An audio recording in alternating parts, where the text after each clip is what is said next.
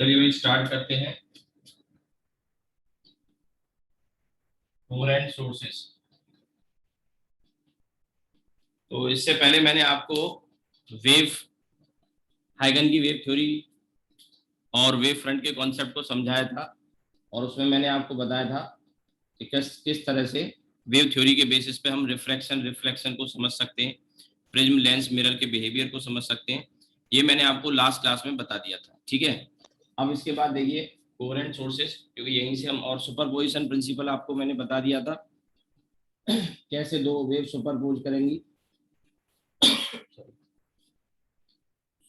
दो wave superpose करेंगी तो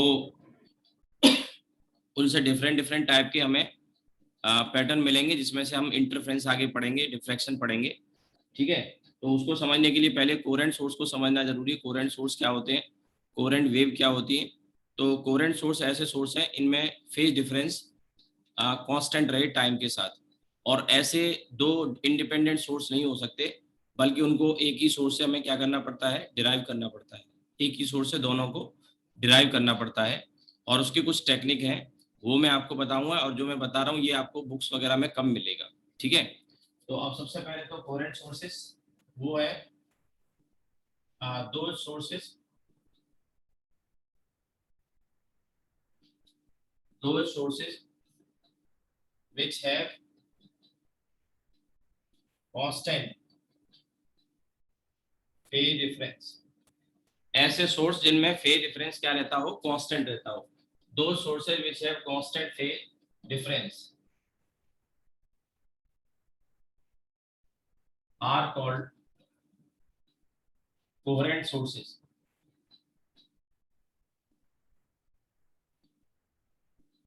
ठीक है। ऐसे सोर्स जिनमें फेज डिफरेंस कांस्टेंट रहता हो उनको हम कोहेरेंट सोर्स कहेंगे। दो इंडिपेंडेंट सोर्स अगर हो, जैसे दो अलग अलग बल्ब हैं, आप उनको कोहेरेंट सोर्स नहीं कह सकते, क्योंकि उनके फेज में लगातार चेंजेस आते रहते हैं, कंटिन्यूअसली चेंजेस आते रहते हैं, ठीक है। तो two independent light source like two candles or two bulbs cannot be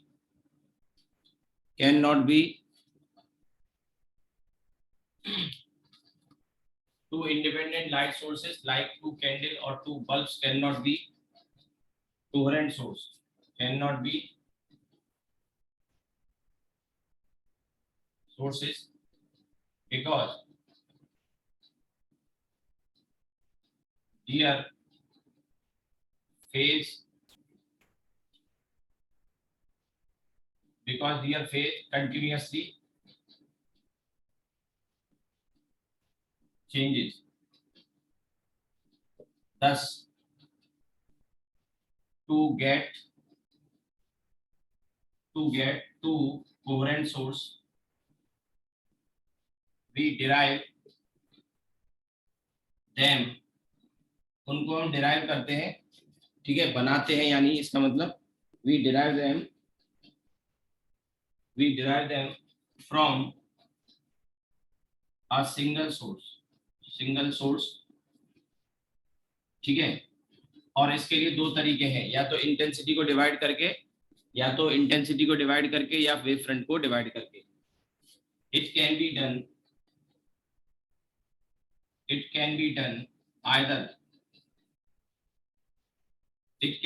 either by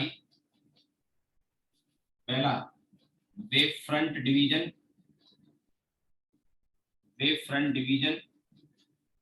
और दूसरा और बाई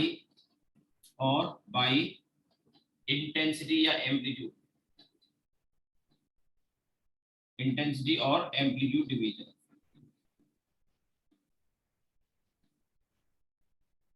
ठीक है। ऐसा हम कैसे कर सकते हैं, या तो वेव फ्रंट को डिवाइड करके, या इंटेंसिटी या एम्पलीट्यूड को डिवाइड करके, ठीक है। वेव फ्रंट को डिवाइड करने से क्या मतलब है, अब इसके लिए देखिए सबसे पहले क्या किया, इसमें फर्स्ट वाले में वेव फ्रंट डिवीजन,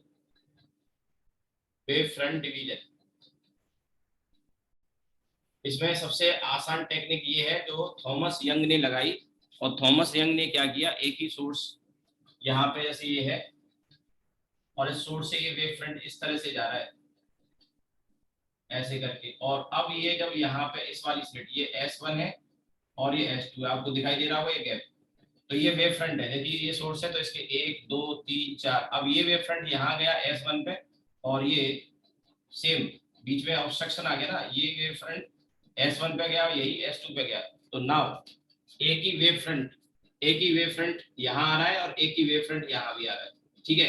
तो अब यहाँ से क्या होगा, मैंने आपको क्या बताया था पीछे हाइगन की वेव थ्योरी में, हाइगन की वेव थ्योरी में कहा था every point on the wave front is a new source of disturbance, every point on the wave front. अब जैसे ये वाला वेव फ्रंट है, आप देख रहे होंगे ये वाला वेव फ्रंट, इसके बीच में ये S1 और S2 आ गए, तो यहाँ एक ही वेव फ्रंट से हम दो ड्राइव कर रहे हैं, ठीक है, दो ड्राइव कर रहे हैं, और इसमें ये वेव फ्रंट में ये वाला पॉइंट और ये वाला पॉइंट एक नए सोर्स का काम करेगा, और यहाँ से फिर फर्दर वेव जनरेट होगी S1 और S2। ये जो स्लिट है ना, यहाँ से ये S1 है और ये S2 है, तो यहाँ से फिर फर्दर ये ऐसे करके वेव बनना शुरू हो जाएगी, और आगे जाके इसमें हम इंटरफेरेंस वगैरह करा सकते हैं। तो एक ही वेव फ्रंट को हमने क्या किया, दो पार्ट में डिवाइड कर दिया। ये तो हो गई वेव फ्रंट डिवीजन में पहली टेक्निक, वेव फ्रंट डिवीजन में ही बता रहा हूँ, और इसमें पहला है double slit, double slit method, double slit method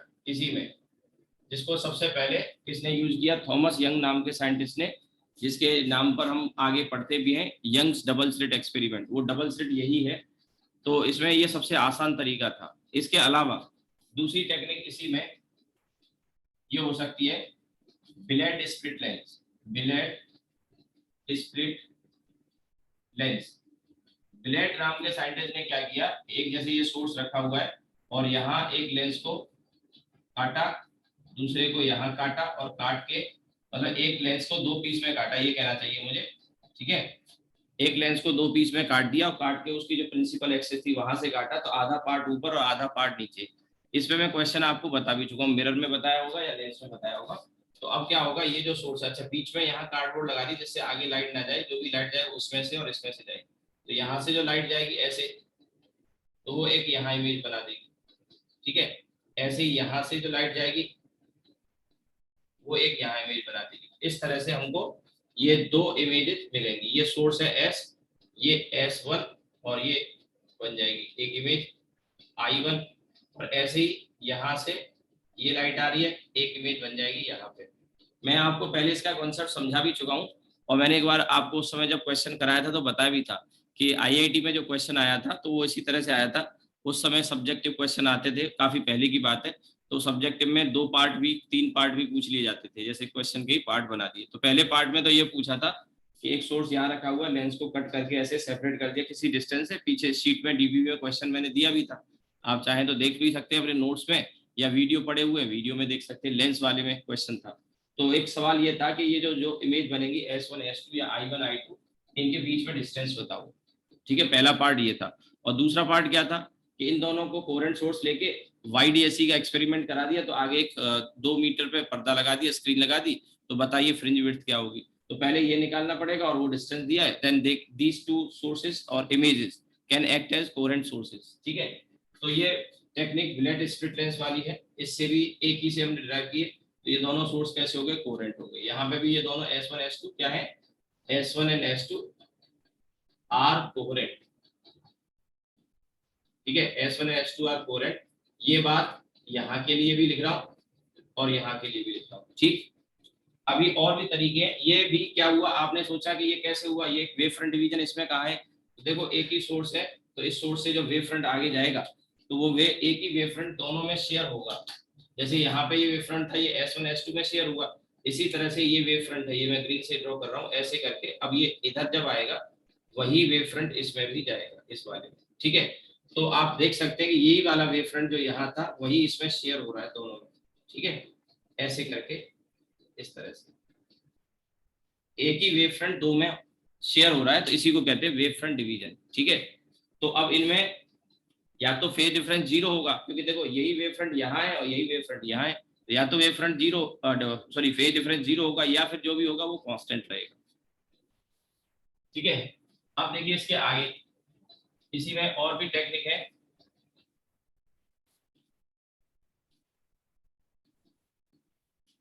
एक और है इसमें, लॉयड मिरर।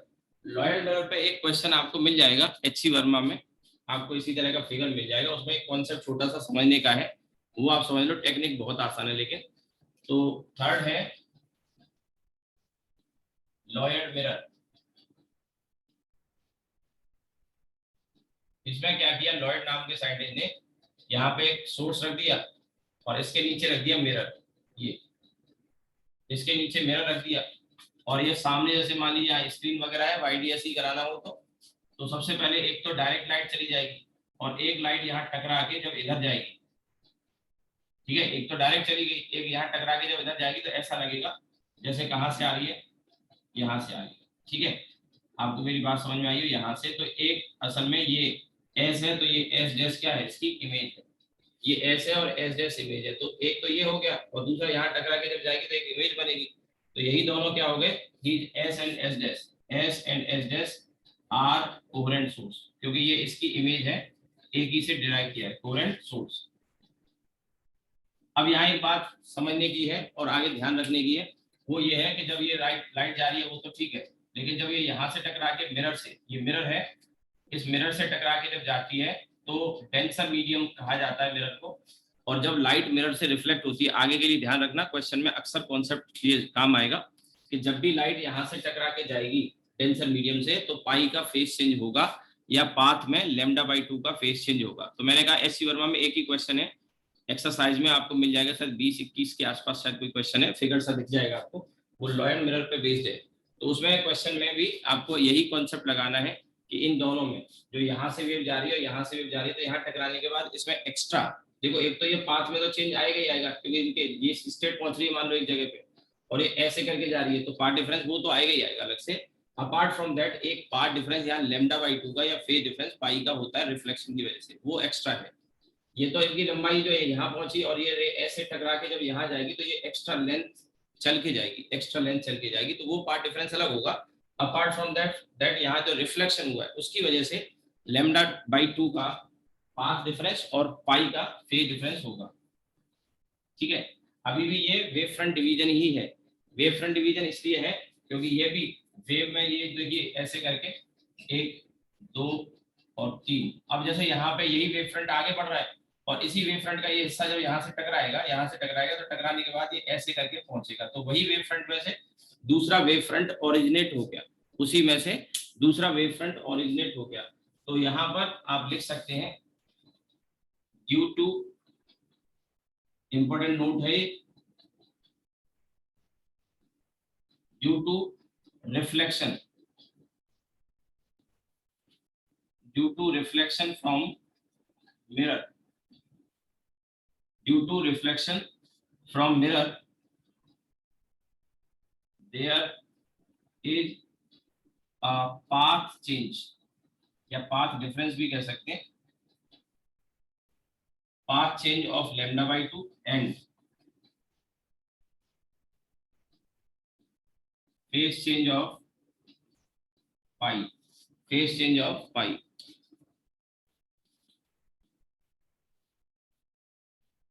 आप बनाने आप इसको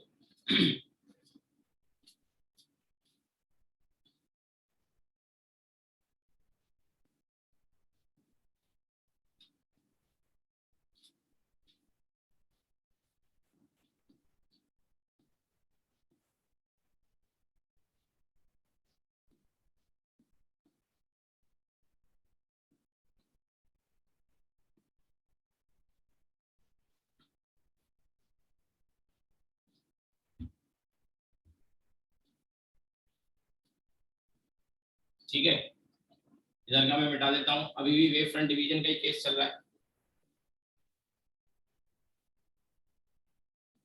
इसके बाद देखिए आगे फोर्थ, फोर्थ में है आपका फ्रेंसनेल बाइप्रिज्म।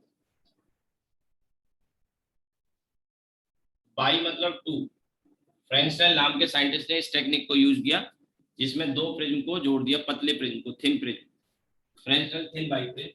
और इनको जब जोड़ा तो इस तरह से जोड़ के रखा, ये एक प्रिज्म है और एक ये दूसरा प्रिज्म है, थिन प्रिज्म है, और इन प्रिज्म के दो प्रिज्म है, इनकी जो एंगल है एक का ए और दूसरे का भी ए, इसका जो रिफ्रैक्टिव इंडेक्स है दैट इज म्यू, ठीक है। और अब यहाँ पर एक सोर्स को रखा है, ठीक। तो अब यहाँ से कोई रे ऐसे करके गई इस तरह से, तो ये ऐसे मुड़ जाएगी आगे जाके, और ये आगे जब फैल जाएगी यहाँ से गई तो ये इसकी इमेज यहाँ बनाता है, ये, ठीक है, ये ऐसे इमेज बनाता है। और इसी तरह से यहाँ से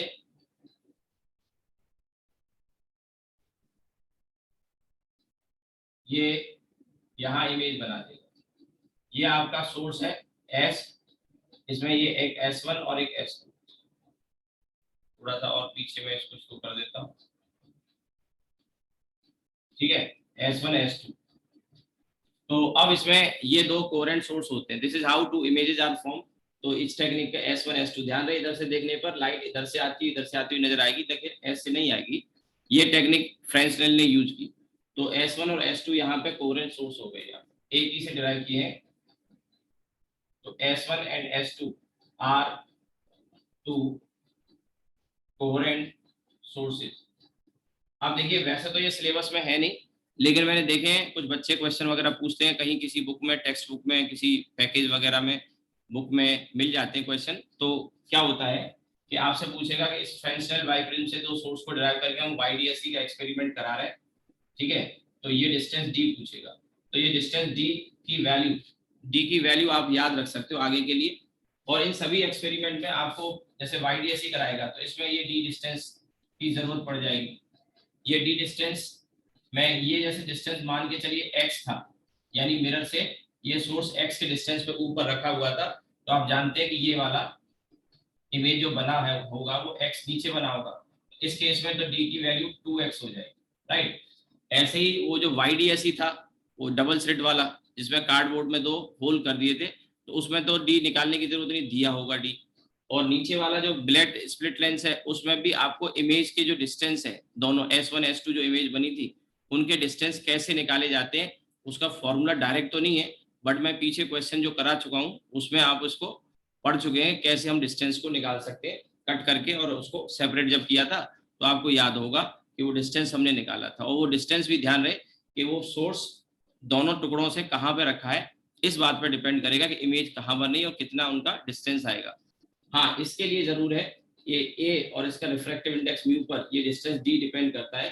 तो इधर का जो डिस्टेंस है ये वाला मान लो x है, इधर भी सिमेट्री में रखा है, ये भी x है, तो D की वैल्यू 2x आएगी, जिसमें x की वैल्यू क्या होगी, x की वैल्यू क्या होगी, ये आपका a times mu minus 1 into A. अब ये क्या है, तो इसमें पहले मैं x आपको बताता हूँ, x equals to a times mu minus 1 into A. देखो ये जो म्यू माइनस 1 इंटू ए है ये तो डेविएशन है, ये तो डेविएशन है, जब इसको मोड़ा है ना, ये वाला एंगल है म्यू ए है, और थिन प्रिज्म में तो ये, और ये जो डिस्टेंस है वो ये वाला है, ये वाला जो डिस्टेंस ए है और इसका जो रिफ्रैक्टिव इंडेक्स है वो बी है। तो अब ये x की value a time mu minus 1 into A, और इसमें जो d है दैट इज 2x, तो d की वैल्यू आ जाएगी 2a।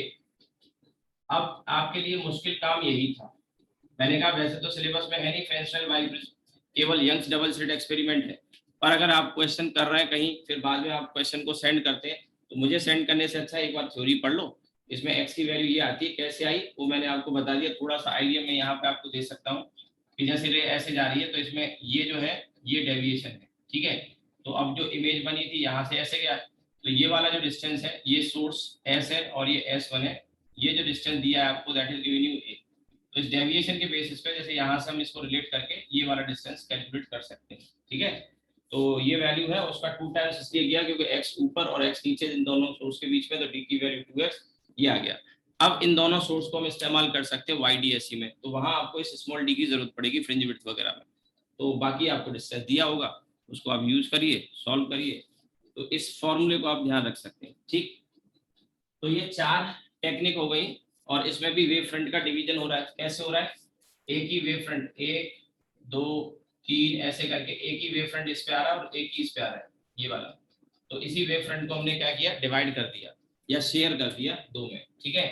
तो ये टेक्निक हो गई चौथी वाली। अब इसके बाद इसमें हम एक ही टेक्निक का यूज करने वाले, जो कि पहली वाली मैंने आपको बताई थी, और पहली वाली क्या थी, यंग्स डबल स्लिट एक्सपेरिमेंट में यूज होगी। नाम ही है उसका यंग्स डबल स्लिट, तो वो डबल स्लिट मेथड था जिससे हमने एक सोर्स को, सबसे आसान तरीका वही है, इजीएस्ट, एक कार्डबोर्ड लेके उसमें बहुत पतली पतली स्लिट काटी जाती, बहुत पतली, राइट। अब दूसरा जो है वो है इंटेंसिटी डिवीजन। इंटेंसिटी डिवीजन में भी क्या करते हैं, दो कोरेंट सोर्स डिराइव करते हैं और उनसे इंटरफ्रेंस कराते हैं। तो इसका सबसे बढ़िया एग्जांपल है, पतली ऑयल की फिल्म हो, ठीक है, ऑयल वगैरह की, तो आपने देखा होगा, या सीडी वगैरह में आपने कलर्स देखे होंगे, ठीक है, ऑयल फिल्म में या उसमें कलर देखे होंगे जब लाइट पड़ती है। तो ये जो कलर होते हैं ये किसकी वजह से होते हैं, इंटरफ्रेंस की वजह से, ठीक है, इंटरफ्रेंस की वजह से ये कलर होते हैं, ठीक है।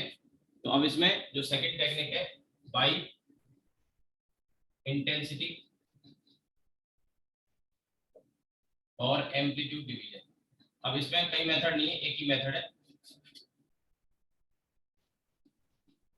और वो कैसे, देखिए कोई थिन फिल्म है, थिन फिल्म ऑयल वगैरह की, तो ये फिल्म है, मैं थोड़ा मोटी बना रहा हूँ इसको क्लैरिटी के लिए, ये फिल्म है थिन फिल्म, यहाँ से एक लाइट आई और यहाँ टकराने के बाद ऐसे गई, फिर ये ऐसे इसी में से टकराने के बाद गई, तो कुछ पार्शली ट्रांसमिट भी हुई होगी, तो पार्शली ऐसे ट्रांसमिट हो गई।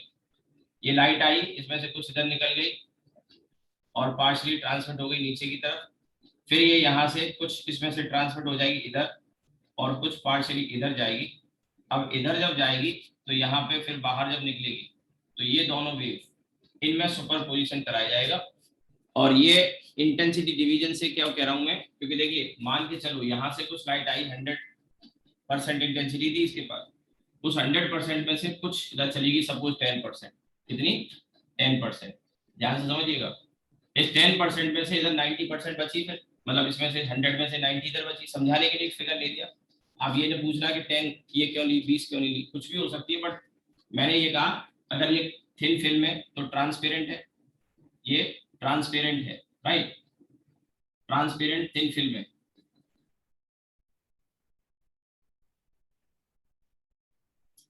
ऑयल वगैरह की होती है, या फिर आपने देखा होगा सीडी डीवीडी जो होती है उनमें भी आपने देखा होगा हल्का कलरफुल आते हैं, उसके ऊपर एक कोट होता है वो पतला सा, उसी में इंटरफेरेंस होता है।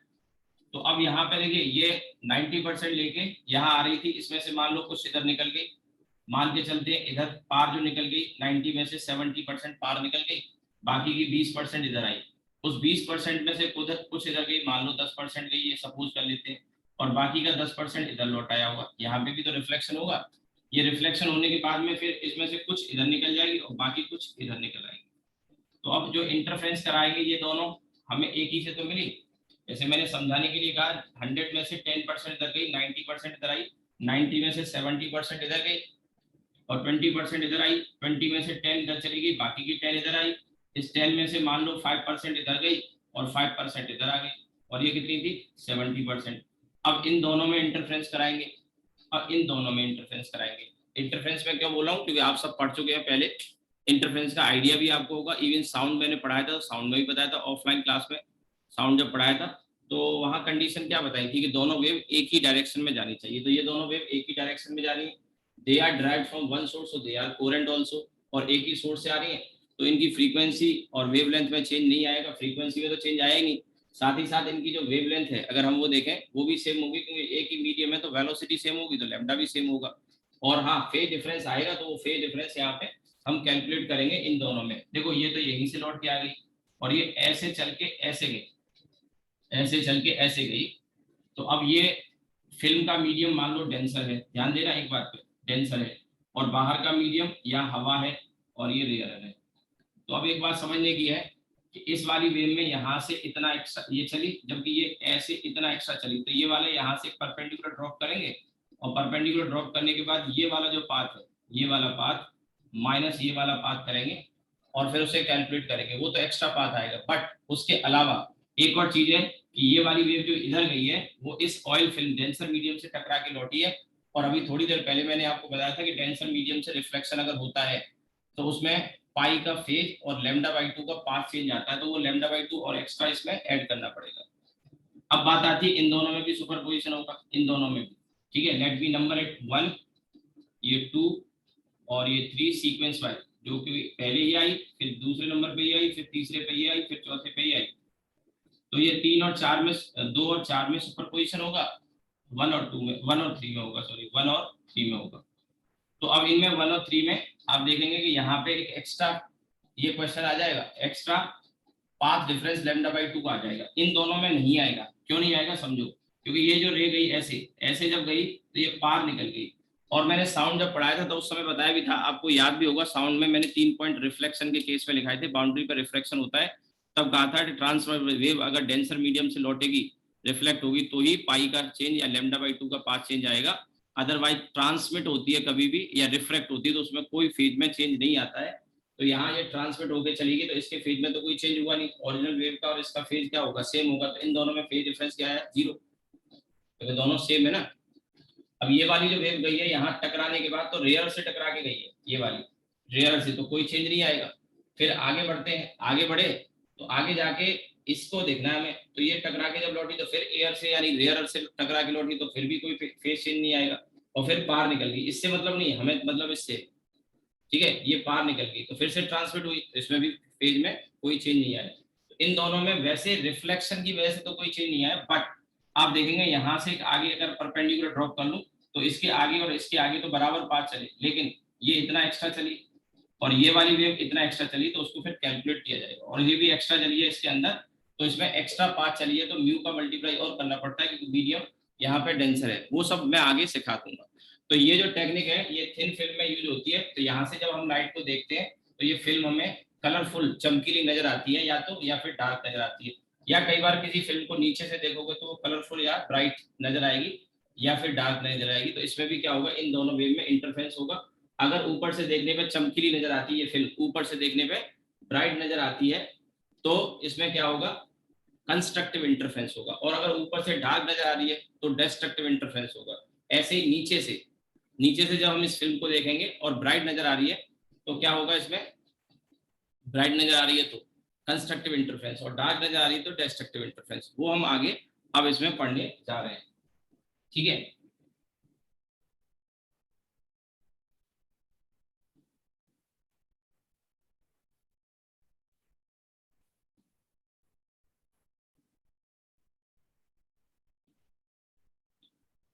तो अब देखिए इसमें आगे बाई इंटेंसिटी और एम्पलीट्यूड डिवीजन में यहाँ एक पॉइंट मैं आपको लिखा देता हूँ, there is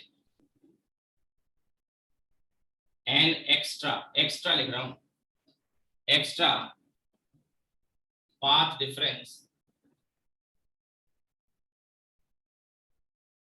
there is an extra path difference in wave 1 and 3. There is an extra path difference of lambda by 2, of lambda by 2 in, of lambda by 2 in wave 1 and 3, because wave 1 is reflected from denser medium,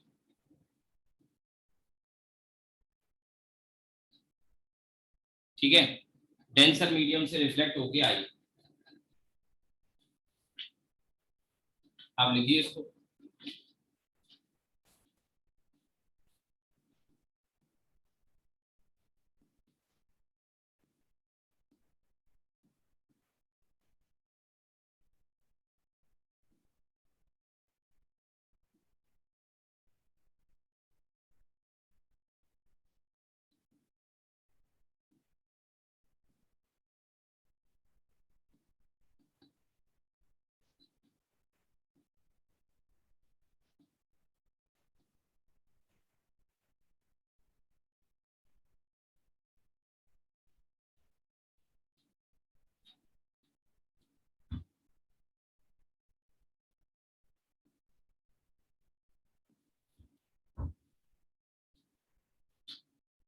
ये note कर लिया होगा शायद आपने।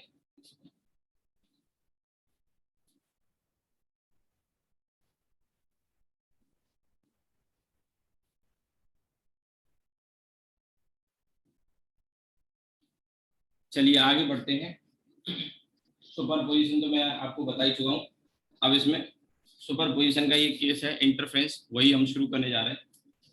Interference, अब क्योंकि एक तो होता है कि पहली बार बच्चा पढ़ रहा होता है, आप जाने कितनी बार पढ़ चुके हो, साउंड में मैंने बताई दिया, उससे पहले भी आपने पढ़ाई होगा कहीं ना कहीं, ठीक है। इंटरफ्रेंस, तो सबसे पहले इंटरफ्रेंस जो होती है तो दो वेव के बीच में, तो उसकी कंडीशन क्या होती है ये हमें पता होना चाहिए। तो तीन बातें हैं जो यहाँ सेटिस्फाई होना जरूरी है। पहली बात, दोनों वेव सेम डायरेक्शन में जानी चाहिए, ठीक है।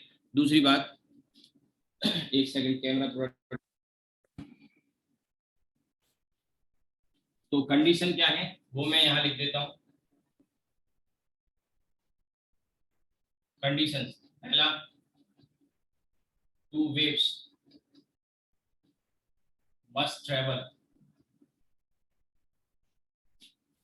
two wave must travel in same direction, two waves must travel in same direction, two waves must travel in same direction. दूसरा, their frequency and wavelength, their frequency and wavelength must be same, और यहाँ frequency और wavelength अगर same है तो फिर यहाँ v velocity भी सेम है, ठीक है। Their frequency and wavelength must be same. और तीसरी जो कंडीशन है, two source, two sources must be coherent. अब कोहेरेंट का मतलब मैंने आपको बता दिया, इनके बीच में कांस्टेंट फेज डिफरेंस होना चाहिए, ठीक है। इनके बीच में कांस्टेंट फेज डिफरेंस,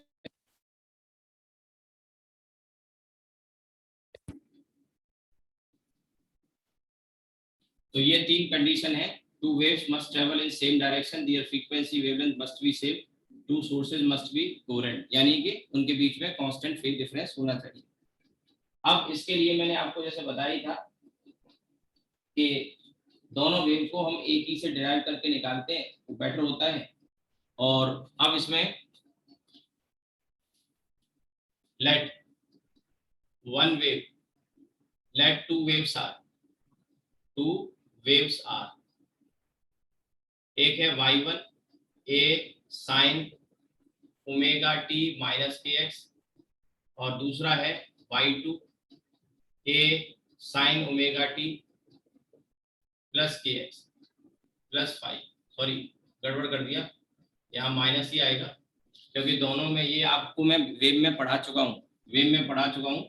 यहाँ माइनस है तो यहाँ भी माइनस होगा। उसकी वजह ये है कि वेव का प्रोपोगेशन आपको मैंने बताया था कि ये x है और ये माइनस है, तो माइनस x का मतलब वेव पॉजिटिव x डायरेक्शन में जा रही होगी, और इसमें भी माइनस की x है तो ये भी पॉजिटिव x डायरेक्शन में जा रही होगी, और सेम डायरेक्शन में जाना चाहिए, पहली कंडीशन। दूसरा, ओमेगा, ओमेगा सेम है, फ्रीक्वेंसी सेम हो गई, के और के सेम है तो लैम्डा सेम होगा। के क्या होता है, 2π/λ, तो 2π तो कांस्टेंट है, लैम्डा सेम हो जाए। और ये फाई कांस्टेंट फेज डिफरेंस के लिए इन दोनों में, देखो ये पूरा जो होता है इसे फेज कहते हैं, तो इनका डिफरेंस निकालेंगे तो यहाँ पे ये फाई मैंने लिखा है, ये फाई कुछ भी आ सकता है, it may be 0, it may be 90, it may be 30 degree, it may be 60 degree, whatever, but जो भी है वो कांस्टेंट रहना चाहिए।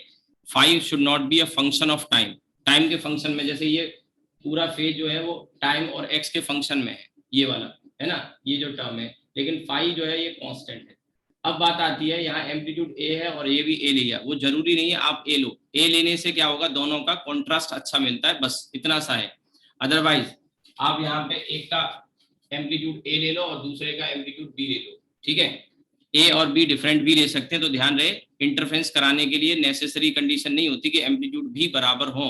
एम्पलीट्यूड बराबर होते हैं तो वहां पे सस्टेन्ड इंटरफेरेंस भी कई बार कहा जाता है, तो उसमें क्या है आपको बहुत अच्छा कॉन्ट्रास्ट मिल जाएगा, एकदम डार्क और एकदम black white, dark white dark white मिलेंगे, क्योंकि वेव एक जब मिलती है तो एक दूसरे को कंस्ट्रक्टिवली मिलेंगे, तो एम्पलीट्यूड 2 गुना और इंटेंसिटी 4 गुना हो जाती है, ठीक है। एक बात तो ये, दूसरी बात ये कि अगर डिस्ट्रक्टिव होगी तो वो कंप्लीटली एक दूसरे को डिस्ट्रॉय कर देंगे। अगर एम्पलीट्यूड बराबर होगा तो एम्पलीट्यूड 0 हो गया तो इंटेंसिटी भी 0 हो जाएगी, तो वहां कॉन्ट्रास्ट बहुत अच्छा देखने को मिलेगा, एकदम चमकीली यानी व्हाइट स्ट्रिप आएगी और एकदम डार्क व्हाइट ऐसे करके, तो कॉन्ट्रास्ट बहुत अच्छा मिलता है अगर एम्पलीट्यूड बराबर लेते हैं तो।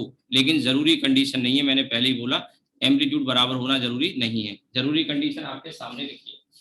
तो अब इनका सुपरपोजिशन कराएंगे। तो ऑन सुपरपोजिशन,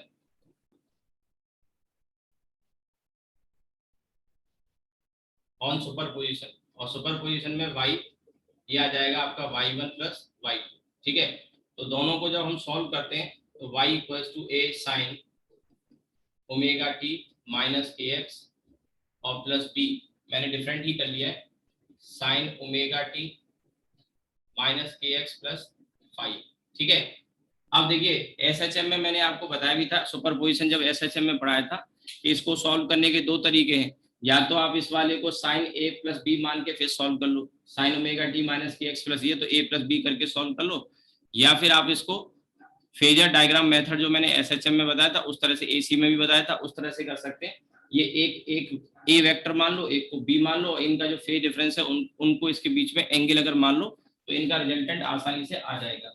तो अब यहाँ पे ये जो y है ये आ जाएगा आपका r, इस तरह का रिजल्टेंट आएगा sign omega t minus k x plus theta.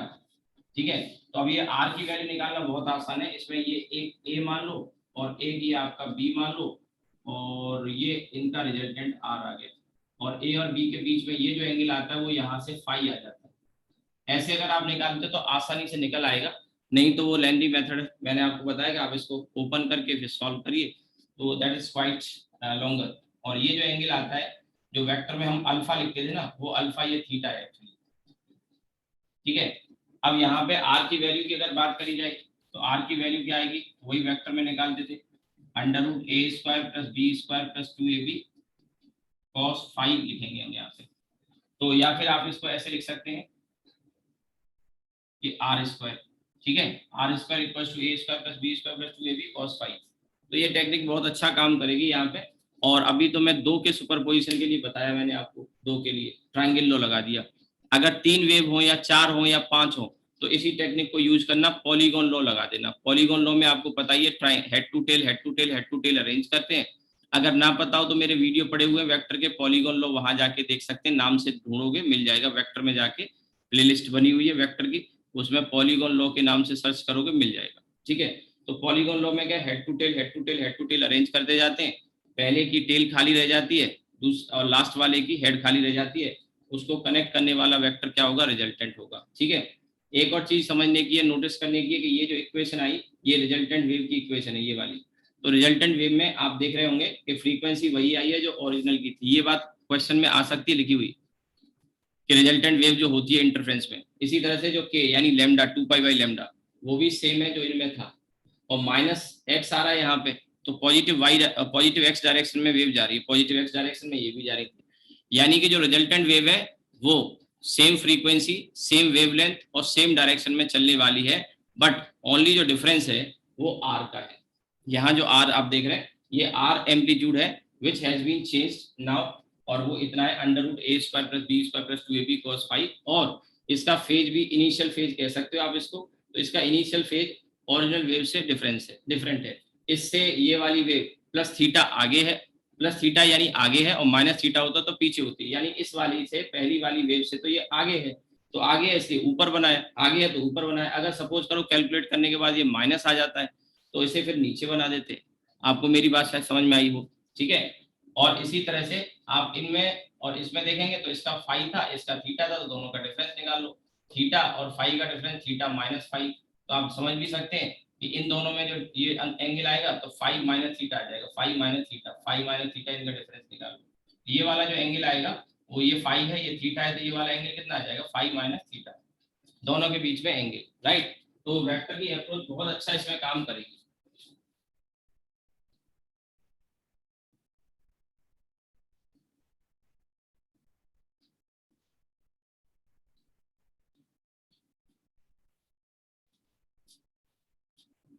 ये आ गया। अब देखिए इसके बाद इंटेंसिटी कैलकुलेशन, इंटेंसिटी का कैलकुलेशन जो हम करेंगे वो यहीं से निकल आएगा, ये जो फॉर्मूला मैंने आपको बताया है तो हम पीछे पढ़ चुके हैं, साउंड में मैं आपको बता चुका हूँ। इंटेंसिटी आई का जो फॉर्मूला होता है वो 2 pi square f square a square rho b, ये फॉर्मूला हाई इंटेंसिटी का बताया था। तो यहाँ से आप देख सकते हैं इंटेंसिटी एम्पलीट्यूड के प्रोपोर्शनल होती है। तो intensity I proportional to amplitude का स्क्वायर। फ्रीक्वेंसी तो सेम है, एम्पलीट्यूड यहाँ डिफरेंट डिफरेंट है। तो वेव वन की इंटेंसिटी, वेव वन की इंटेंसिटी, वेव वन वन लिख रहा हूं मैं, इंटेंसिटी आई वन है, तो that will be proportional to a square. आप चाहो तो इसको इक्वल टू के डैश कह लो। ये के क्या है, जैसे इंटेंसिटी का फॉर्मूला मैंने बताया था, इंटेंसिटी का 2 pi square f square a square rho v. तो देखो ये रो वी वेलोसिटी और डेंसिटी, और ये 2 पाई एफ, ये तो सेम है। उस सबको मैंने लपेट दिया के डैश में, ठीक है। आई वन आ गया के डैश ए स्क्वायर। इसी तरह से wave two, wave two, wave two में ये आपका आई टू और के डैश बी स्क्वायर, ठीक है। I one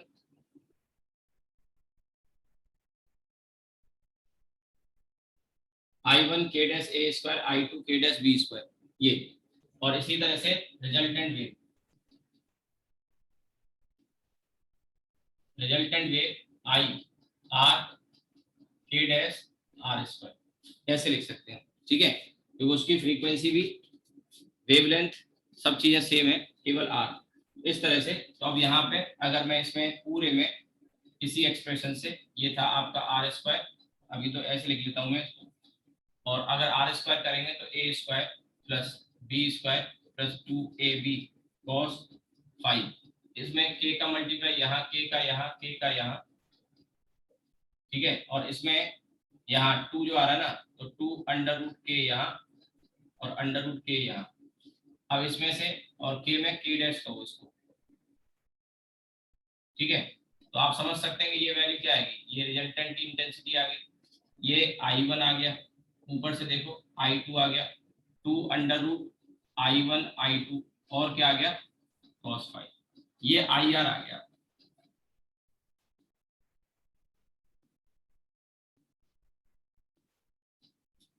I R equal to I one plus I two plus 2 root I one I two cos five, क्या।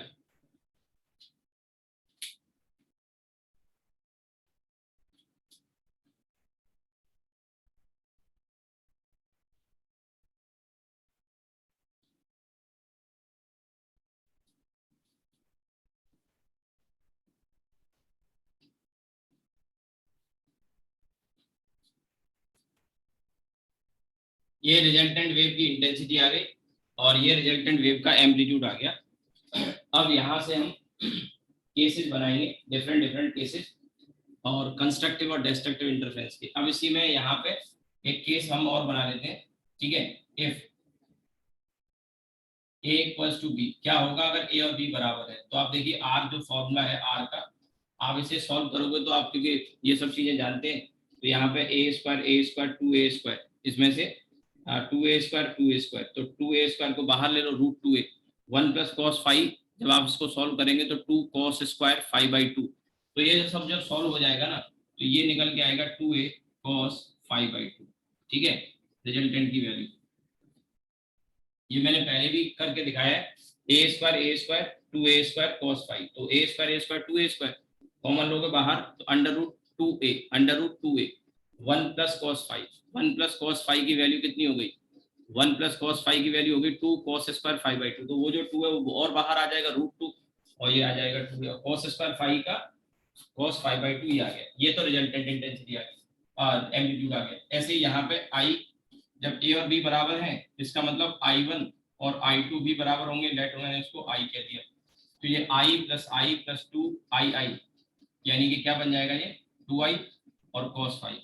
इसमें से भी इंटेंसिटी को जब निकालोगे तो ये 2i 1 प्लस कॉस फाइव बन गया, है ना। या तो इसको ऐसे रहने दो, या फिर आप एक काम कर सकते हो कि ये 1 प्लस कॉस फाइव को 2 कॉस स्क्वायर 5/2, 2 कॉस स्क्वायर 5/2, तो ये रिजल्टेंट इंटेंसिटी है आई आर। तो ये आ जाएगी 4i cos square 5/2, I R 4i cos square 5/2। ये दोनों फॉर्मूले आगे हमें काफी काम आने वाले हैं, ये आपको एटलीस्ट याद होने चाहिए, जरूर याद होने चाहिए, ठीक है। दोनों फॉर्मूले आपको जरूर याद होने चाहिए, इनका काफी अच्छा हम आगे यूज करने वाले हैं। ये तब है जब एम्पलीट्यूड और इंटेंसिटी बराबर होंगे। Now we are coming to 2 cases, बहुत कॉमन है, आपने खूब पढ़े होंगे। पहला है constructive interference, constructive interference. Constructive interference में क्या होता है कि एक वेव का क्रेस्ट दूसरी वेव के क्रेस्ट पे और एक वेव का ट्रफ दूसरी वाली वेव के ट्रफ पर अगर आके गिरता है तो उनके एम्पलीट्यूड ऐड हो जाते हैं। एक वेव का क्रेस्ट मैं पहले भी साउंड में खूब अच्छे से डिटेल में पढ़ाया है, इसलिए विदाउट स्पेंडिंग मच टाइम, ज्यादा समय न देते हुए मैं आगे बढ़ूंगा, थोड़ा जल्दी जल्दी बता दूंगा, क्योंकि साउंड में ये सारी चीजें मैंने आपको बहुत सारी डिटेल में बताई थी जब ऑफलाइन क्लास चल रही थी उस समय। तो एक वेव का क्रेस्ट उसके ऊपर दूसरी का भी क्रेस्ट आएगा, दोनों ऐड होके बढ़ जाएंगे। ऐसे ही ट्रफ के ऊपर ट्रफ आएगा तो ट्रफ भी बढ़ जाएगा। कंस्ट्रक्टर में ये होता है। ऐसा तब हो सकता है जब दोनों वेव के बीच में फेज डिफरेंस या तो 0 हो या फिर 2 पाई हो या फिर 4 पाई हो एंड सो ऑन। ऐसा तब होगा क्योंकि 2 पाई के बाद में वेव का जो एक पीरियड कंप्लीट हो जाता है तो उसका रिपीटिशन चालू हो जाएगा। आई थिंक मेरी बात समझ में आ रही होगी आपको। ठीक है, तो 0, 2 पाई, 4 पाई, यानी कि हम 2n पाई कह सकते हैं। ये तो बात हुई फेज डिफरेंस को लेके। अगर पाथ कहेंगे तो इसमें 0 लैम्डा, क्योंकि लैम्डा में पूरी एक वेव कंप्लीट हो जाती है, लैम्डा में पूरी एक वेव कंप्लीट हो जाती है। Lambda, 2 lambda, 3 lambda and so on, इस तरह का पाथ डिफरेंस में हम लिख सकते हैं, राइट। तो अब इसमें देखिए कंस्ट्रक्टिव इंटरफेरेंस। कंस्ट्रक्टिव इंटरफेरेंस में जैसा मैंने कहा कि एक वेव का, तो ये एक वेव है, लेट ये आपका y1 है, ये a और ये भी a है ना। इसमें एक दूसरी वाली वेव यहां सुपरपोज करके ये b और ये b दोनों का सुपरपोजिशन हो गया y1 और y2, और सुपरपोजिशन के बाद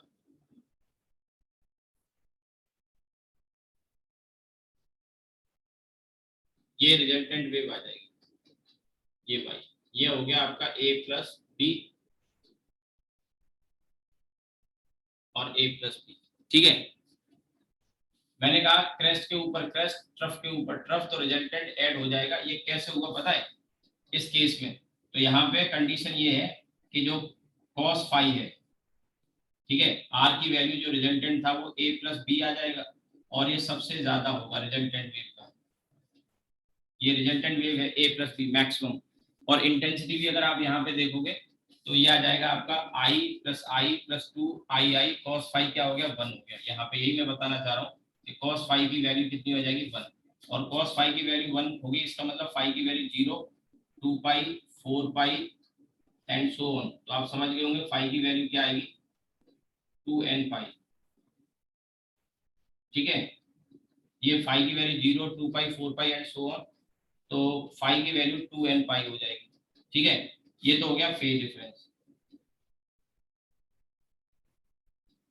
और इसके बाद जो पाथ डिफरेंस आएगा, तो पाथ डिफरेंस और फेज डिफरेंस ये पीछे सब मैं बता चुका हूँ। लेट मैं इसको ये लिख रहा हूँ, तो ये आपका 0 लैम्डा,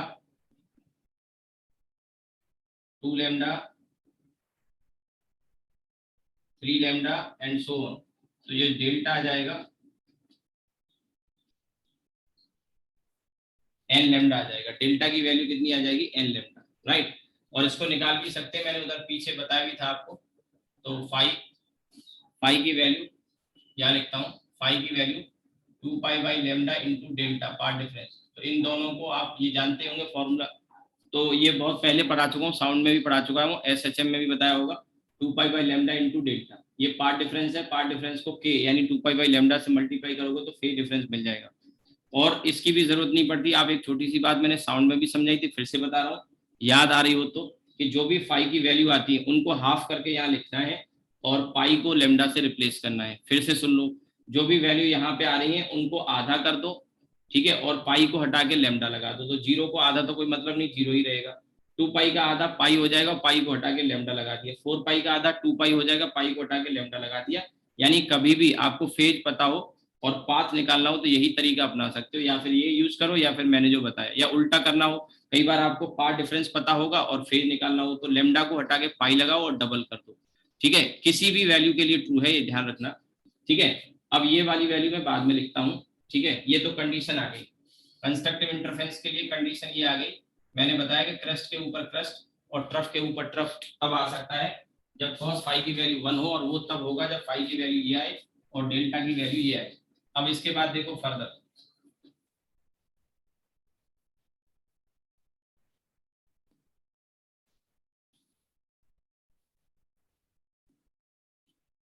ठीक है।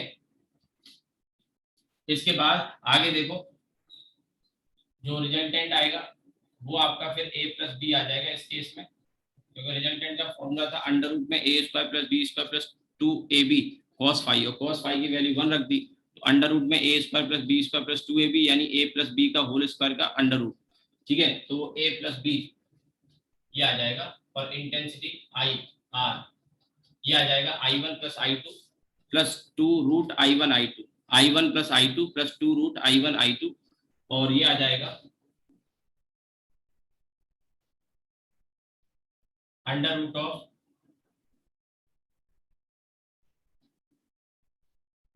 आई R under root of I1 I2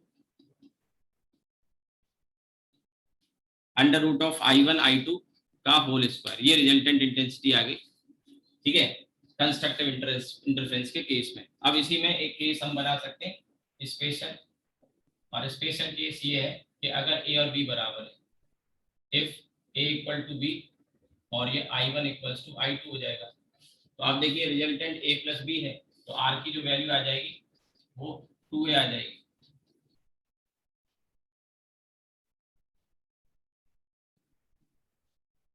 ठीक है 2a, और ये जो IR है ये भी आप देखिए 2i आ जाएगा, 2 रूट i आ जाएगा, सॉरी स्क्वायर करेंगे तो 4i आ जाएगा, ये इंटेंसिटी भी मैक्सिमम होगी। ये आपका कंस्ट्रक्टिव इंटरफेरेंस का केस कंप्लीट हो गया। इसी तरह से डिस्ट्रक्टिव का बनाएंगे, और डिस्ट्रक्टिव में क्या होता है, क्रेस्ट के ऊपर ट्रफ आएगा, एक वेव दूसरी वेव को पूरी तरह से डिस्ट्रॉय करने की कोशिश करती है और कर भी देती है अगर एम्पलीट्यूड बराबर होते हैं।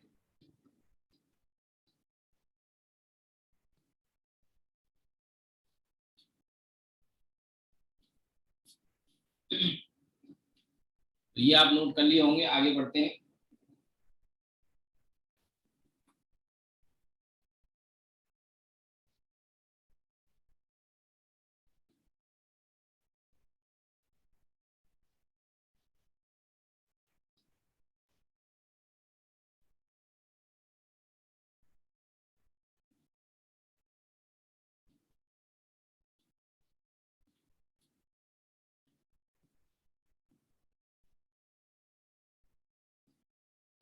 ठीक है, चलिए आगे बढ़ते हैं।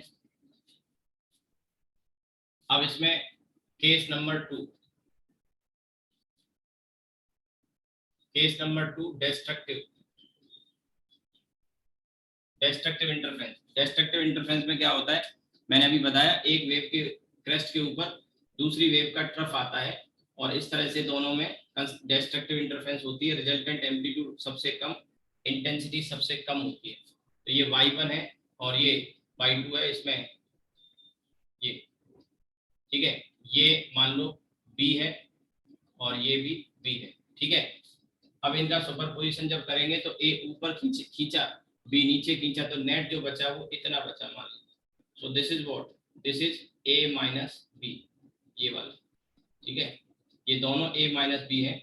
अब कंडीशन इसमें क्या होती है, कंडीशन ये होती है cos फाई की वैल्यू माइनस बनाएगी, और इस ऐसा तब हो सकता है जब फाई की वैल्यू पाई, ये आपका 3 पाई, ये 5 पाई, 7 पाई एटसेट्रा, ठीक है, फाई की वैल्यू पाई, 3 पाई, 5 पाई, 7 पाई एटसेट्रा, और यहाँ पर फेज डिफरेंस जो आता है वो 2n प्लस 1 पाई, 2n प्लस 1 पाई, ठीक है, ये आ जाता है।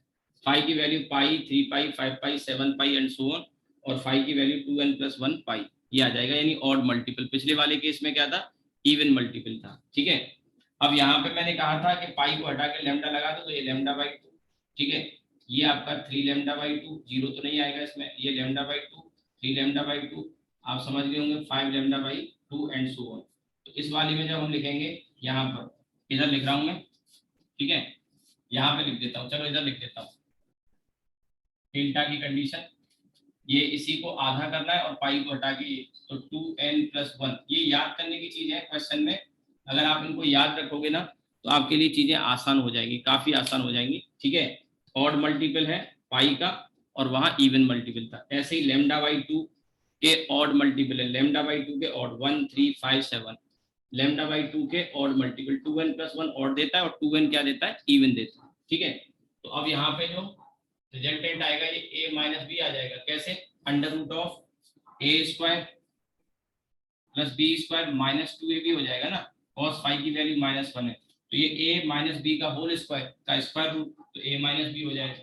तो इंटेंसिटी भी यहाँ पे माइनस आ जाएगी। ठीक है, इंटेंसिटी भी यहाँ पे माइनस में आ जाएगी। अब स्पेशल केस ये है कि a और b बराबर है, I1 I2 बराबर है, तो यहाँ पे एम्पलीट्यूड दोनों बराबर हो गए तो 0 आ गया। अच्छा, ये मैक्सिमम नहीं होगा, अब क्या होगा, ये मिनिमम। तो इंटेंसिटी यहाँ पे भी मिनिमम ही आएगी, ये मिनिमम है। ठीक है, अब यहाँ पे इंटेंसिटी 0 आ जाएगी, ये भी, क्योंकि कंप्लीटली डिस्ट्रॉय कर देंगे, ये बराबर हो गए तो मिनिमम।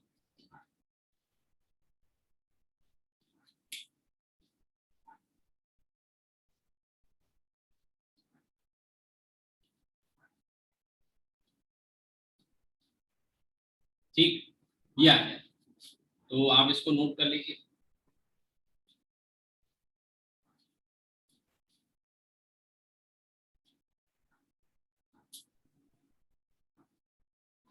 अब यहाँ पे एक फॉर्मूला बन जाता है, और वो है ये, इस पे काफी सारे क्वेश्चन मिल जाएंगे।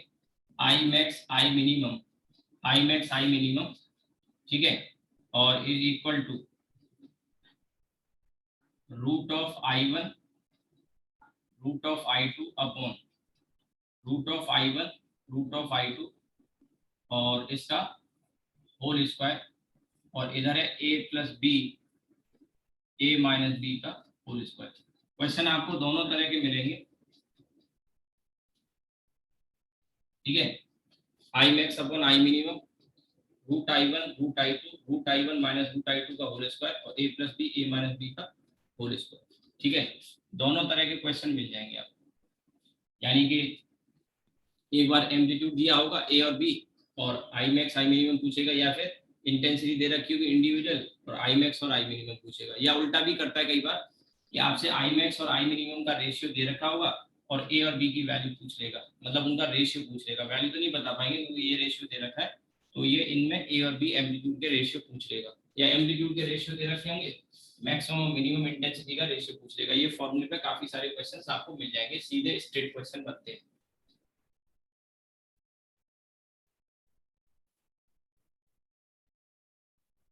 अब जैसे एक एग्जांपल से समझाता हूं, मान लो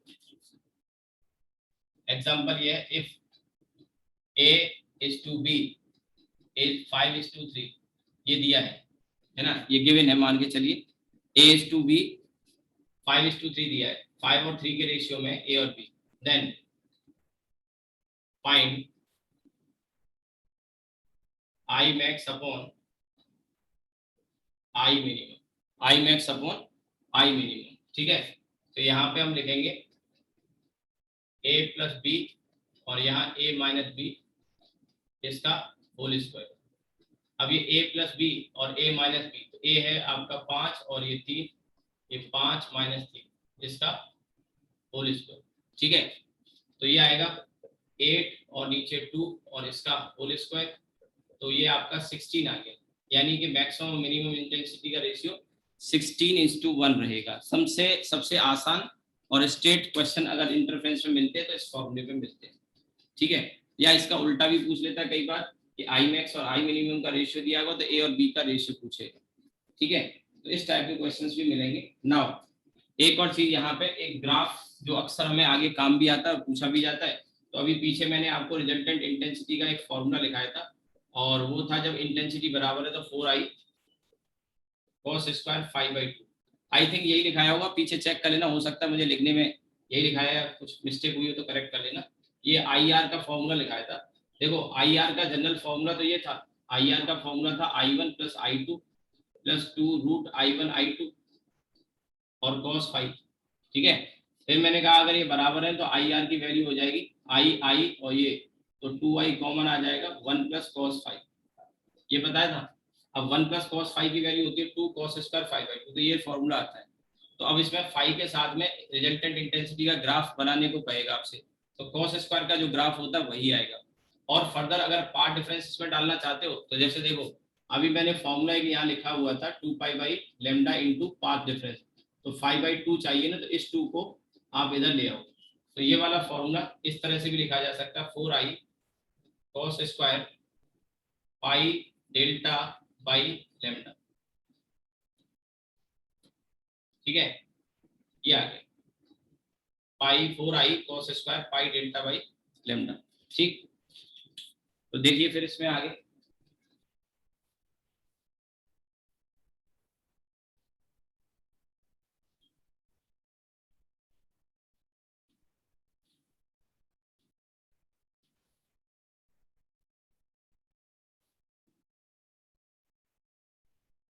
ये रिजल्टेंट इंटेंसिटी IR और फाई का ग्राफ हम ड्रॉ कर रहे हैं। तो कॉस स्क्वायर का ग्राफ है, तो ऐसे करके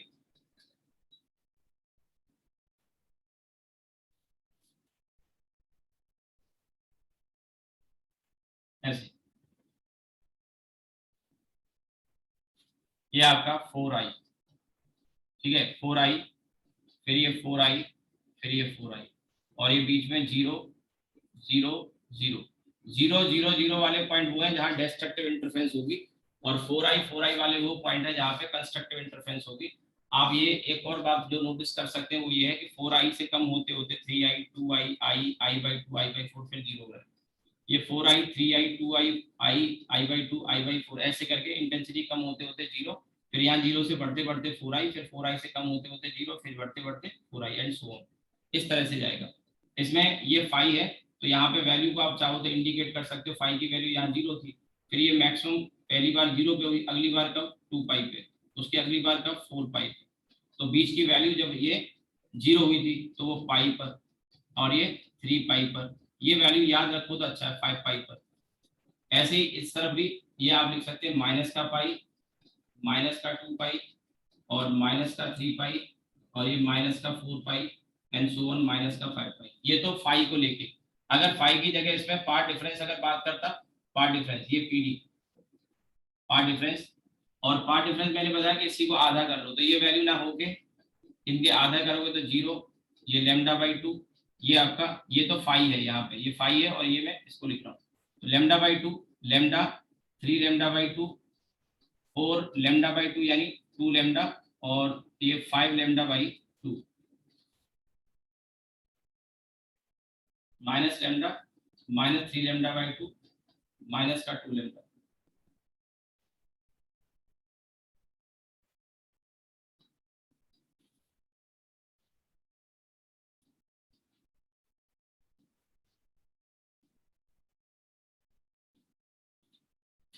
ठीक है, ये ग्राफ भी आपको आना चाहिए।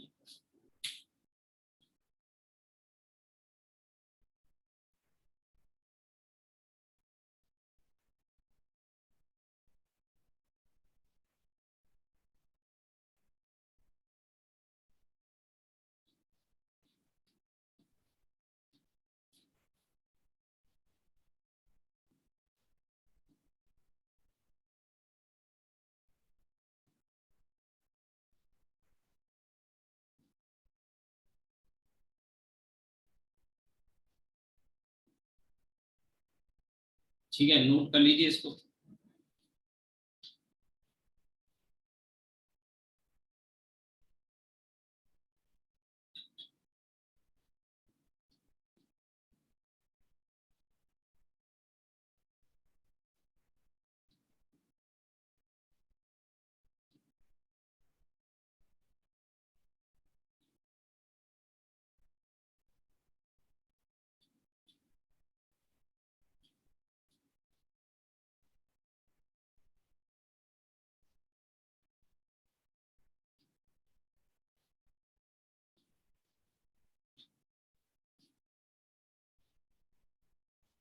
ठीक है, चलिए मैं इसको रब करता हूँ। अब देखिए एक फ्रिंज विजिबिलिटी करके क्वेश्चन भी कई बार आ जाता है। तो फ्रिंज वैसे हम आगे भी YDSC जब मैं आपको पढ़ाऊंगा तो उसमें इंटरफेरेंस तो देखिए हर तरह के वेव में होता है, साउंड में भी होगा, वाटर वेव में भी होगा, लाइट में भी होगा। हम यहाँ पे लाइट वेव में इंटरफेरेंस पढ़ने जा रहे हैं और पढ़ ही रहे हैं इंटरफेरेंस। अब इसका डेमोस्ट्रेट करने का एक तरीका है जो थॉमस यंग ने अपने डबल स्लिट एक्सपेरिमेंट में किया, तो वही हम पढ़ने जा रहे हैं, Young's double slit experiment, interference को डेमोस्ट्रेट करने का। और ये एक ऐसा टॉपिक है जिसपे सबसे ज्यादा क्वेश्चन पूछे जाते हैं, मतलब ऐसा हो नहीं सकता, हर साल क्वेश्चन आता ही आता है इस पे, IIT हो या नीट हो, जेई मेन हो, पक्का इस पे क्वेश्चन मिल ही जाएगा। घूम फिर के थोड़ा बहुत या फिर कई बार डिफ्रैक्शन में भी क्वेश्चन आ जाता है। आगे हम देखेंगे डिफ्रैक्शन और इंटरफेरेंस काफी ज्यादा एक दूसरे से रिलेटेड है, ठीक है, ये भी हम आगे देखेंगे। फ्रॉनहोफर डिफ्रैक्शन वगैरह पढ़ेंगे। सिंगल स्लिट, तो यहाँ जब डबल स्लिट होती है तो हर स्लिट से इंडिविजुअली डिफ्रैक्शन भी होगा और इंटरफेरेंस तो होगा ही होगा। अब उनको डिस्टिंग्विश कैसे करते हैं वो मैं आगे कंडीशन बताऊंगा, बहुत अच्छा टॉपिक होगा वो, क्योंकि इंटरफेरेंस तो आप पढ़ते ही हैं, पर आप में से कई बच्चों ने हो सकता है इस बात को न पढ़ा हो न जाना हो कि इंटरफेरेंस जब YDSE में करते हैं तो हर एक होल से, हर एक स्लिट से इंडिविजुअली डिफ्रैक्शन भी हो रहा होता है, बट डिफ्रैक्शन के पैटर्न से इंटरफेरेंस का पैटर्न डोमिनेट करे तो इसके लिए क्या करें हम, ठीक है, वो मैं आपको बताऊंगा। फिलहाल मैं आपको ये बता रहा हूँ कि इंटरफेरेंस एक वेव फिनोमेना है और सभी तरह की वेव इसको एग्जिबिट करती है, सभी तरह की वेव इसको एग्जिबिट करती हैं, सभी तरह की wave, all types of wave exhibit it, ठीक है, सब तरह की वेव इसको एग्जिबिट करती हैं। नाउ इसके बाद देखिए फर्दर फ्रिंज विजिबिलिटी। अब जैसे फ्रिंज आप जानते तो हो क्या होती है, YDSE का जो एक्सपेरिमेंट होता है उस एक्सपेरिमेंट में, YDSE का जो एक्सपेरिमेंट होता है उस एक्सपेरिमेंट में स्क्रीन पे काली चमकीली काली चमकीली काली चमकीली पट्टियां बनती हैं जिन्हें फ्रिंजेस कहते हैं। काली मतलब डिस्ट्रक्टिव इंटरफेरेंस और ब्राइट या व्हाइट पट्टी जो होती है चमकीली उनको ब्राइट फ्रिंजेस कहते हैं। वहां पे कंस्ट्रक्टिव इंटरफेरेंस होता है, इंटेंसिटी 4i, इसको हम व्हाइट स्ट्रिप कह सकते हैं, ठीक है, या ब्राइट स्ट्रिप कह सकते हैं। यहाँ पे इंटेंसिटी सबसे ज्यादा और इस जगह पे इंटेंसिटी सबसे कम, तो यहाँ डार्क फ्रिंज बनती है। तो फ्रिंज विजिबिलिटी करके नाम से एक टर्म कई बार पूछ लिया जाता है कि फ्रिंज विजिबिलिटी बताओ क्या है, तो इसका एक फॉर्मूला होता है I max minus I minimum, I max minus I minimum और I max plus I minimum. अब कई बार क्या होगा कि क्वेश्चन आएगा फ्रिंज विजिबिलिटी, तो बच्चे को पता नहीं होता कि फ्रिंज विजिबिलिटी क्या है, तो सबसे पहले फॉर्मूले को नोटिस करो, I max minus I minimum और I max plus I minimum. यहाँ एक चीज ये नोटिस करने की है, ध्यान दें कि ये एक्चुअली कॉन्ट्रास्ट को शो करता है, आई मैक्स और आई मिनिमम का डिफरेंस और I max plus I minimum का डिफरेंस। ध्यान है ये मैक्सिमम है, I1 I2 नहीं है, I1 I2 के टर्म में तो आप इसको लिख सकते हो, तो आई max minus I minimum, I max plus I minimum, ठीक है, ये इस तरह से इसका रेशियो हम कैलकुलेट करते हैं, this is called fringe visibility. और इसमें फिर फर्दर आप चाहो तो इसको और सिंप्लीफाई कर सकते हो, ठीक है, इसमें जैसे आई max I minimum, I max plus I minimum, इनकी वैल्यू क्या थी, आई मैक्स की वैल्यू है I1 plus I2 plus 2 root I1 I2। इसी तरह से आई मिनिमम में minus I1 plus I2 minus 2 root I1 I2, इस तरह से वैल्यू आती है, राइट। तो ये वैल्यू रख के इसको सिंप्लीफाई जब हम करते हैं तो हमें फॉर्मूला मिल जाता है एक, तो ऊपर तो आ जाएगा आई मैक्स, मैं ऐसे ही बोल रहा हूँ लिख नहीं रहा हूँ, I1 plus I2 plus 2 root I1 I2 या माइनस I1 I2, तो वो कट जाएगा, तो ये आ गया 4 टाइम्स, ठीक है, 2 I1 I2 और यहाँ पे plus 4 times root I1 I2 और यहाँ पे ये 2 टाइम्स I1 प्लस I2, ठीक है। इसमें इस 2 से ये भी चला जाएगा 2 टाइम्स, तो या तो ऐसे लिख लो, और I1 I2 you know what is it, I1 I2 क्या है, इंडिविजुअल वेव की इंटेंसिटी है, तो इस तरह से आप लिख सकते हैं। फिर इसको चाहो तो ये फॉर्मूला आ गया, इसमें आप एक काम कर सकते हैं कि इसमें से I1 I2 को चाहो तो आप बाहर ले सकते हो, I1 I2 को, जैसे I2 बाहर ले लिया आपने सपोज करिए, तो ये यही फॉर्मूले को हम इस तरह से लिखते हैं 2 अंडर रूट बीटा और ये 1 प्लस बीटा। अब इसका मतलब क्या है, तो देखो ये मैंने कहा आपसे कि आप इसमें से I2 को बाहर निकालो, कॉमन निकाल लिया I2, है ना, तो I2 बाहर निकाल लिया, अंदर जो बचा वो I1 अपॉन I2 बचा, ठीक है। और इसी तरह से इसमें नीचे भी आप I1 I2 में से I2 को कॉमन ले सकते हैं, ठीक है, कॉमन ले सकते हैं। तो अब इसमें ये आ जाएगा आपका I1 अपॉन I2 प्लस 1 और ये I2 कॉमन ले लिया तो ये कट जाएगा। अब अगर आप गौर करें तो मैंने I1 I2 और I1 I2 को बीटा लिख दिया, यहाँ बीटा क्या है, फ्रिंज विड्थ नहीं है, ध्यान रखना, बीटा उसको मत समझना, यहाँ पे बीटा ये इन दोनों की इंडिविजुअल इंटेंसिटी का रेशियो है, इन दोनों की इंडिविजुअल इंटेंसिटी का रेशियो है, तो बीटा आ गया आपका I1 अपॉन I2 ये रेशियो आ गया। तो फ्रिंज विजिबिलिटी का बस इतना भी फॉर्मूला याद रखोगे या ये याद रखो, काम चल जाएगा, कभी कोई क्वेश्चन आ जाए तो। ठीक है, तो आप इसको नोट कर लो।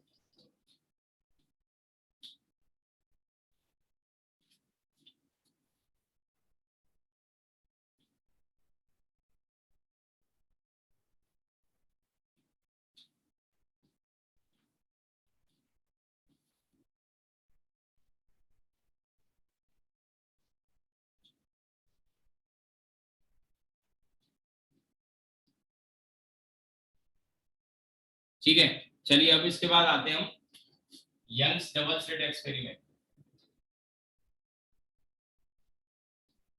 अब देखिए, मैंने कहा आपसे कि इंटरफ्रेंस सभी तरह की वेव में होता है। इंटरफ्रेंस सभी तरह की वेव में होता है, साउंड में, लाइट में।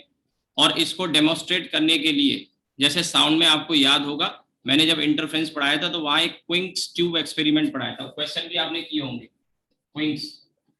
और मैंने आपको बताया था कि इसको काफी सारे लोग पढ़ाते नहीं है, इंटरफ्रेंस तो पढ़ा देते हैं लेकिन ये नहीं पढ़ाते। और इसमें काफी सिंपल क्वेश्चन बनते, वो दो ट्यूब थी यू शेप में, जॉइंट थी, उनको खिसका सकते हैं और एक तरफ कान लगाए, दूसरी तरफ साउंड कोई इंस्ट्रूमेंट हमने बजा दिया तो मैक्सिमम मिनिमम इंटेंसिटी सुनाई देती है जब ट्यूब को खिसका रहे होते हैं। तो उसमें भी क्या होता है, इंटरफेरेंस को डेमोन्स्ट्रेट किया था हमने। ऐसे ही यहाँ पे लाइट में इंटरफेरेंस को डेमोन्स्ट्रेट करने के लिए सबसे पॉपुलर मेथड है यंग्स डबल स्लिट एक्सपेरिमेंट। और इस पे ही मैं कह रहा था सबसे ज्यादा क्वेश्चन पूछे जाते हैं। तो YDSE, जहां तक मैं एडवांस की अगर बात करूं, IIT एडवांस की, तो IIT एडवांस में तो लगभग मेरे ख्याल से, मुझे याद नहीं कि IIT एडवांस में किसी भी साल क्वेश्चन ना आया हो। और यहाँ एक चीज और मैं बता दूं, IIT एडवांस की बात कर रहा हूँ, जेई मेन की बात नहीं कर रहा। जेई मेन में तो इंटरफ्रेंस, डिफ्रैक्शन, पोलराइजेशन तीनों हैं, लेकिन IIT एडवांस में डिफ्रैक्शन, पोलराइजेशन अब नहीं है, हटा दिए हैं एडवांस में। एडवांस में सेमीकंडक्टर पूरा चैप्टर नहीं है, जो बच्चे एडवांस की तैयारी कर रहे हैं चैप्टर ही नहीं है, पहले था। तो अगर आपको क्वेश्चन कहीं मिल जाए तो आप ये कहें सर आपने तो बताया पुराने क्वेश्चन होंगे प्रीवियस ईयर के, कई साल पहले हटाया जा चुका है।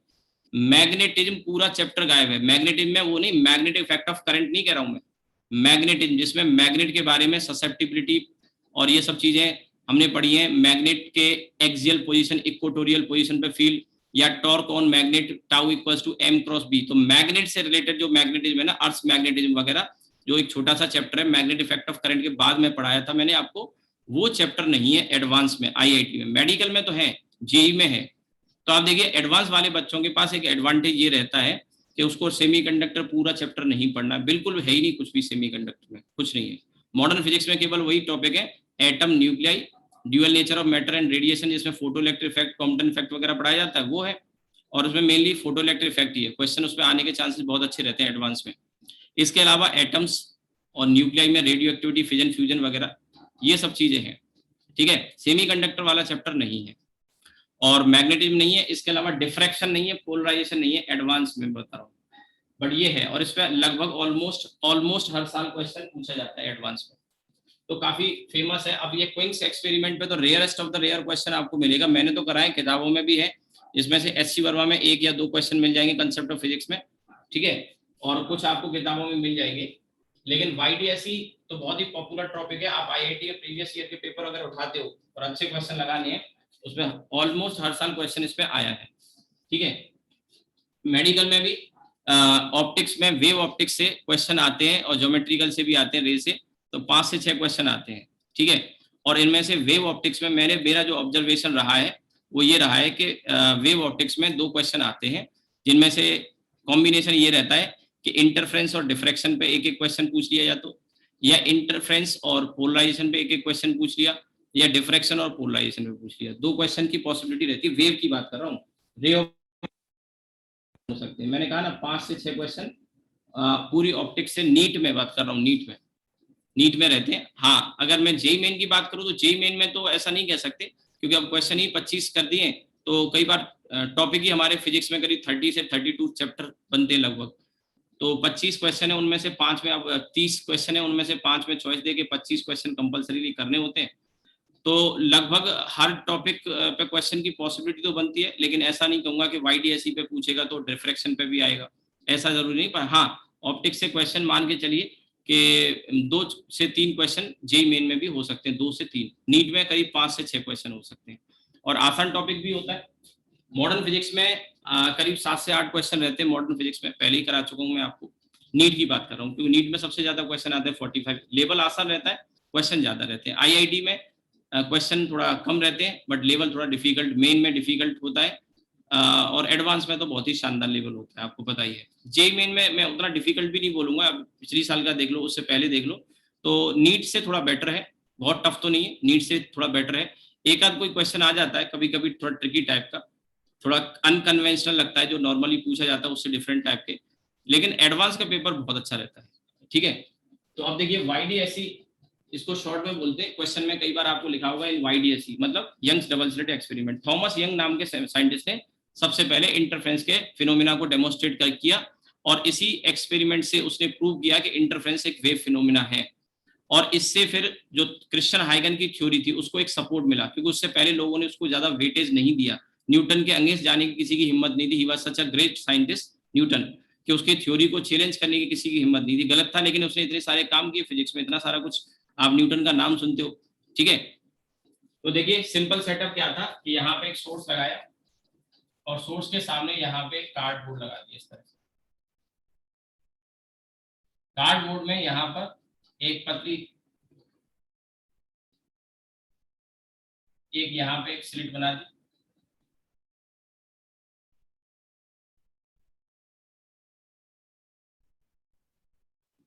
एक स्लिट बना दी, तो इसमें ये सोर्स से लाइट जा रही है, फैल रही है, बट यहाँ से हमें फाइन एक थिन बीम मिलेगी एक। अच्छा, इसको आप लगाओ मत लगाओ आगे वाले को, इसके बाद जो मैं लगा रहा हूँ यहाँ पे एक और बोर्ड,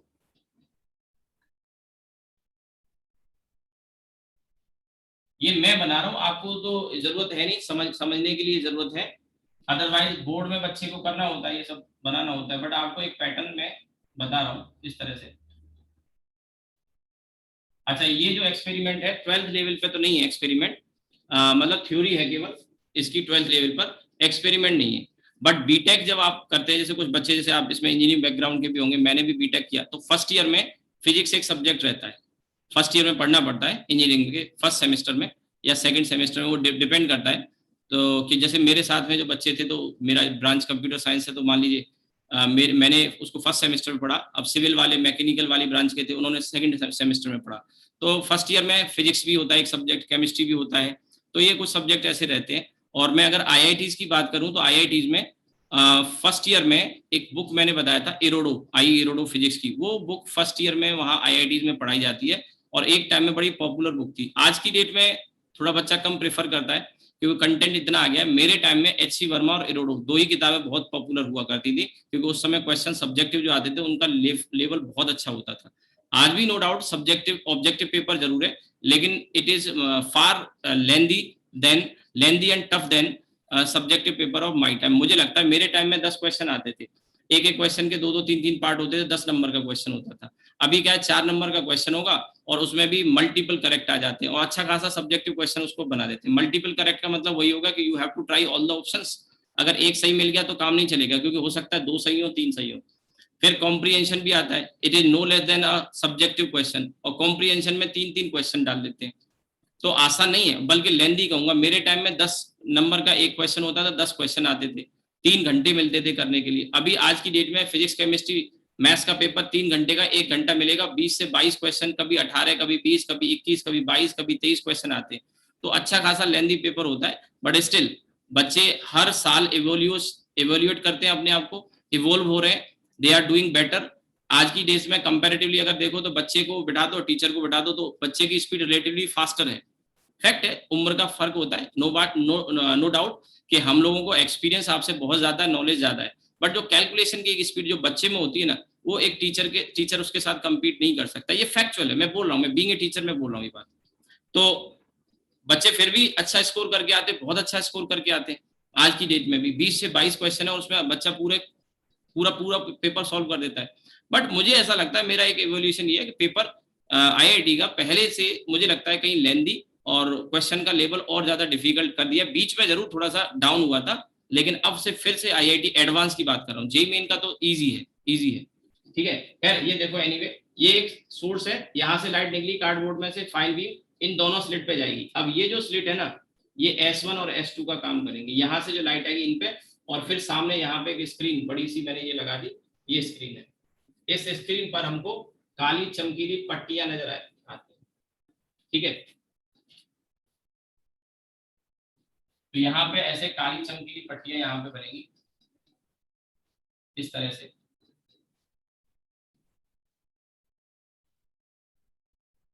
ऐसे काली काली पट्टी और व्हाइट पट्टी इस तरह से,